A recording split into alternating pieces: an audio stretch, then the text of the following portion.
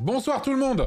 Bonsoir, bienvenue sur ce live du 30 décembre 2022, dernier live de cette année. Une riche année pour moi en tout cas, enfin il n'y a pas eu d'énormes trucs dans tous les sens, mais ça en tout cas c'est très bien passé. Si tu fais comme Orti, genre tu regardes les clips les plus drôles importants de l'année.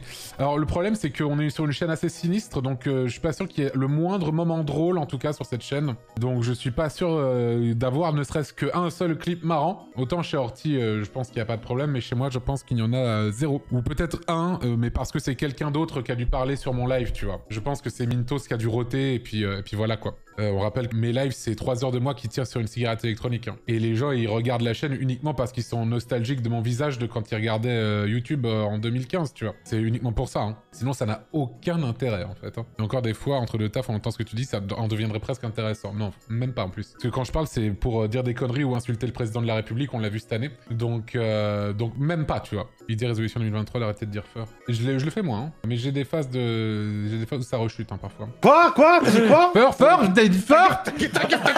Tournoi de GeoGuessr, c'était très bien aussi. Très gros live, c'était 15 heures de live. Et jusqu'à l'avoir fait, je me demandais si ça allait pas être juste chiant et tout. Et en fait, non, ça a rendu très bien. Et il y avait pas mal de gens qui ont kiffé et tout. Donc j'étais assez content, en vrai. Le The Event, oui, bien sûr, le The Event. Je sais que voilà, mais moi, c'est peut-être celui que j'ai le plus kiffé. Même si les quelques jours après le The Event ont été assez compliqués. Avec l'histoire avec Macron, machin, tout ça. Bon, j'ai récolté ce que j'ai semé, hein, bien sûr. On assume à 100%. Mais c'est vrai que c'était un peu dur après. Mais sur l'instant, en vrai, je pense que c'est probablement celui que j'ai préféré faire. Il y a eu des problèmes avec l'histoire de Macron ensuite. Oh, 3 fois rien, t'inquiète pas. Il y a eu des suites réelles de Macron. Enfin, non, enfin, je veux dire non. À part Rivenzi qui appelle l'Elysée, bien sûr, globalement, il y a eu 3 jours où c'était la folie dans les médias français. Et après, tout va tellement vite, en fait, c'est un truc de fou.